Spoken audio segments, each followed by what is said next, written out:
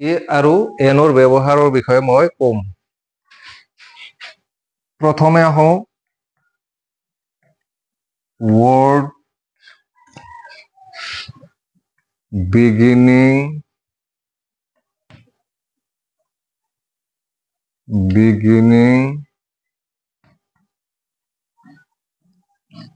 with consonant.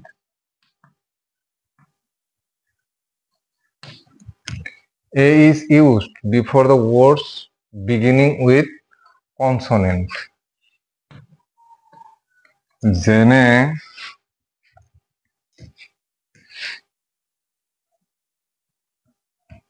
a boy, a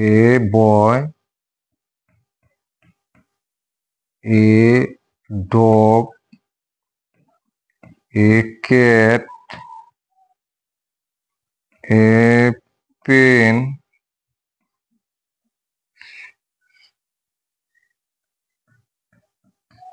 a man,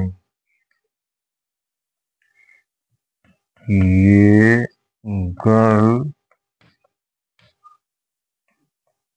a chair. এনেকুৱা বহুত শব্দ আছে যিবিলাক শব্দ কনসোনেন্ট দিয়ে আৰম্ভ হৈছে। প্ৰথম লেটাৰটো কনসোনেন্ট। যিবোৰ শব্দৰ প্ৰথম আখৰটো কনসোনেন্ট সেই শব্দবিলাকৰ আগত এ হ'ব। ভাৱেল নহয়, কনসোনেন্ট। যিবোৰ শব্দৰ প্ৰথম লেটাৰটো হ'ব কনসোনেন্ট সেই শব্দৰ আগত এ ব্যৱহাৰ হয়।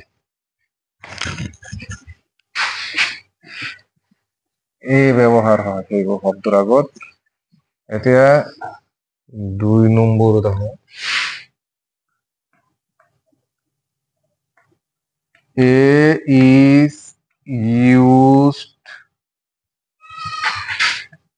before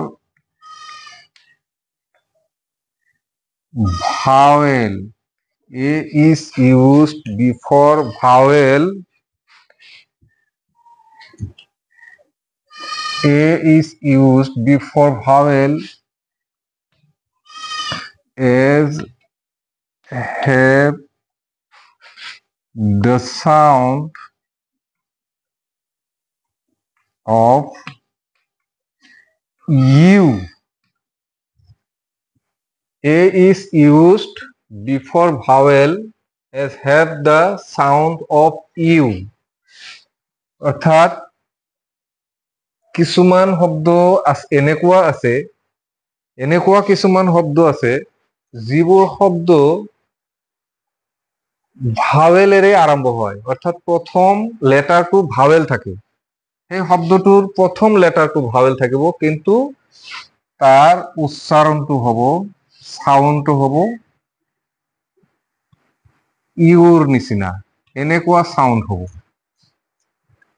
যেনেকুৱা উদাহৰণ দিলে গম পোৱা যায়। এইটো বুজি পাইছানে নাই? A is used before vowel as have the sound of U. অর্থাৎ এনেকুৱা বহুতো শব্দ আছে যিবোৰ শব্দ প্ৰথম লেটাৰটো ভাওয়েল থাকে, কিন্তু তাৰ উচ্চাৰণটো হয় ইউৰ দৰে। উচ্চাৰণটো এনেকুৱা হ'ব লাগিব। যেনেকুৱা এক্সাম্পল, এ ইউনিভাৰ্সিটি, এতে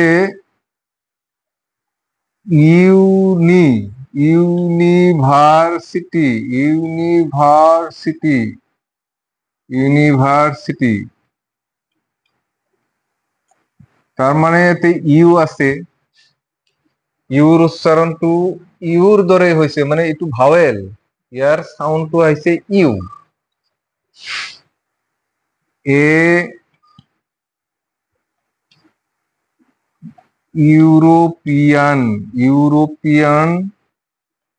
গার্ল, এ ইউরোপিয়ান গার্ল, মানে এতে ভাওয়েল আছে, ভাওয়েল। এই ভাওয়েলটোর উচ্চারণ কি হইছে? ইউর দরে হইছে। এ uniform, uniform,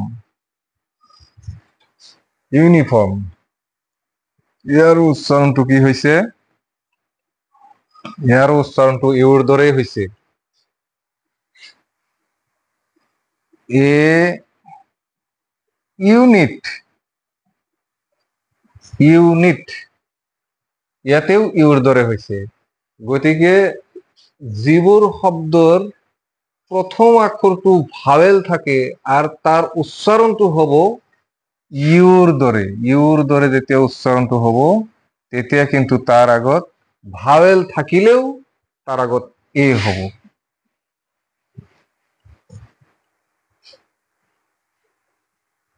number 3,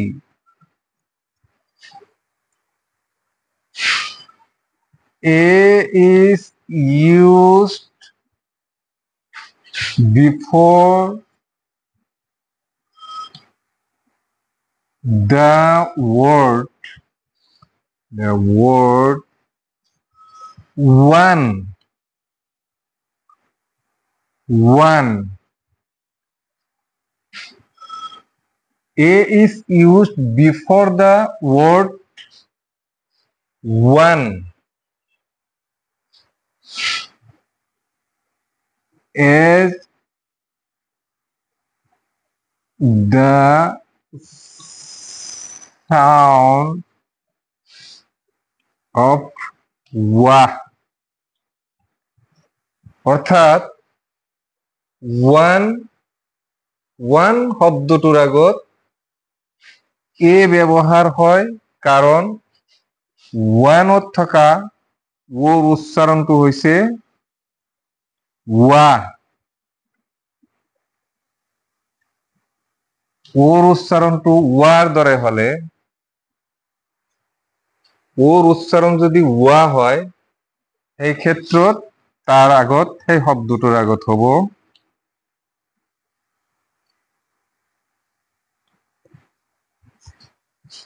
A.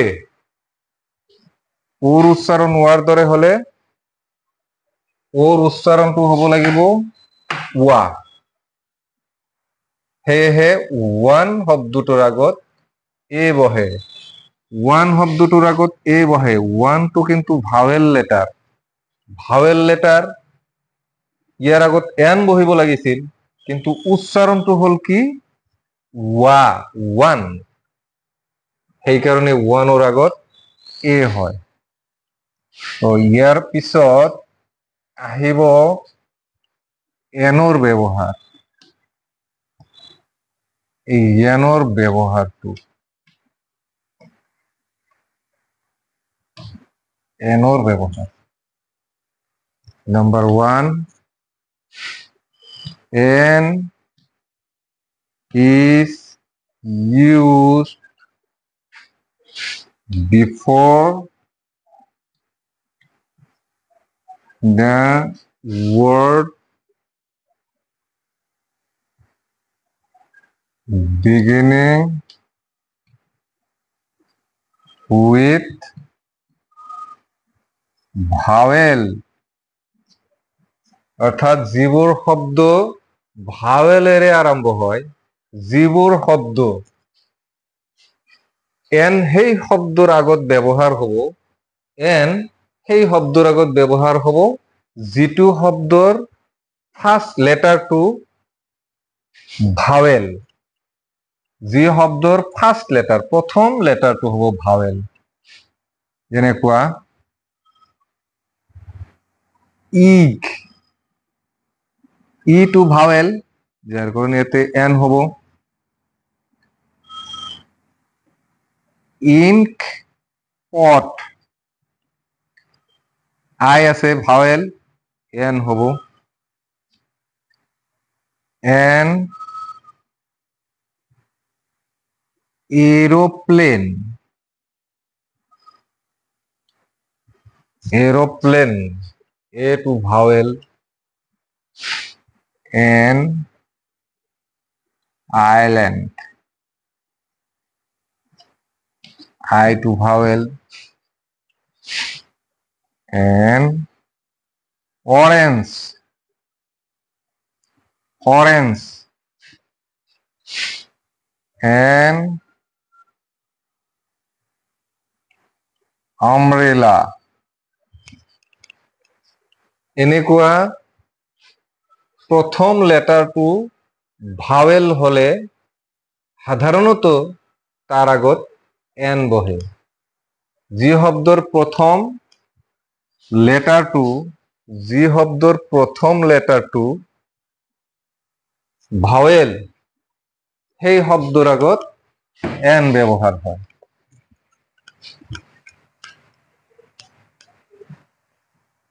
Number 2,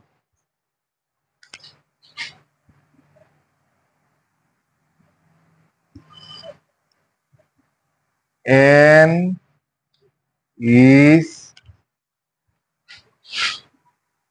used before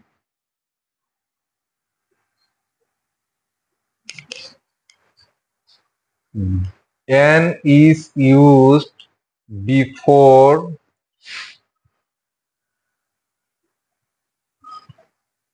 the N is used before the words beginning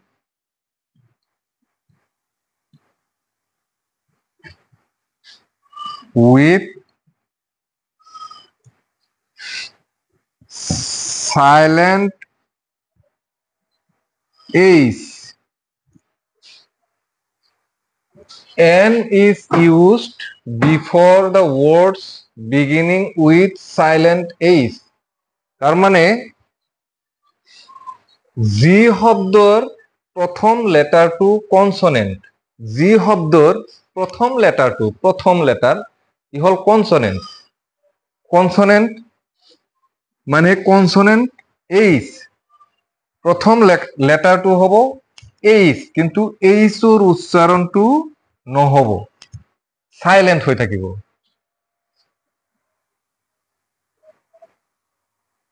A honest person,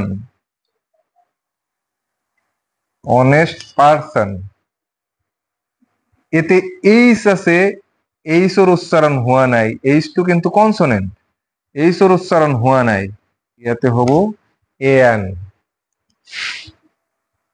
N hour, an honorable man, an honorable man। গতিকে বুজি পালো, যদি কোনো শব্দৰ আগত এইচটো সাইলেন্ট হৈ থাকে, অৰ্থাৎ এই ফাৰ্স্ট লেটাৰটো এইচ, কিন্তু সেই এইচটোৰ উচ্চাৰণ হোৱা নাই, এই এইচ লেটাৰটোৰ উচ্চাৰণ হোৱা নাই, তেনে ক্ষেত্ৰত সেই শব্দটোৰ আগত এ নহয়, যদিও এইচ কনসনেন্ট হব লাগিছিল এ, কিন্তু এ নহয়, ইয়াৰ আগত হব এন। এইটো সাইলেন্ট হৈ থাকাৰ কাৰণে এই শব্দৰ আগত এন বহিল।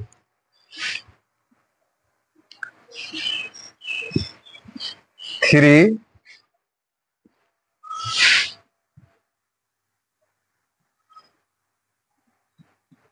N is used before abbreviation। কিছুমান শর্ট ফর্ম আছে, N is used before the short form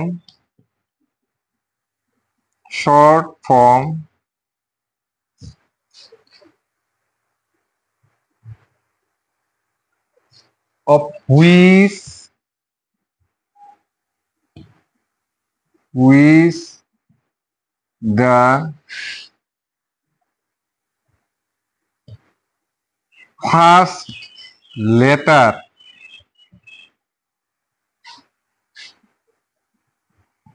takes a vowel sound.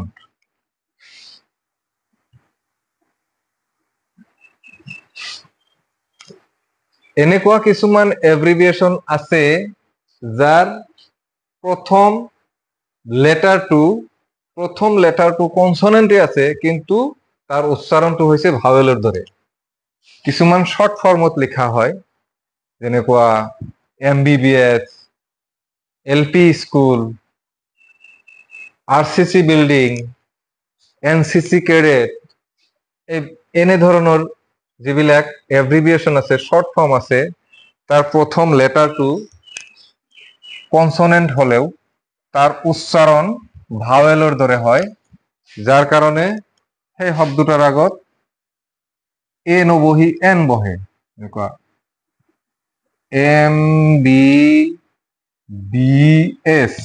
MBBS, এতে কি হব? এইটো এম, এই লেটাৰটোৰ উচ্চাৰণটো হল এম। এম কওঁতে প্ৰথমে সাউন্ডটো আহে এ, গতিকে এইটো এমটোতো কনসনেন্ট কিন্তু উচ্চাৰণটো এৰ নিচিনা হৈছে, ভাৱেলৰ দৰে হৈছে, যাৰ কাৰণে ইয়াতে এন। তাৰপিছত এন, LP স্কুল, একেই কন্ডিশন।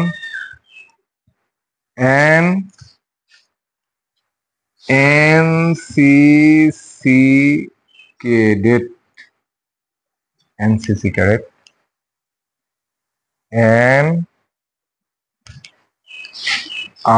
RCC building,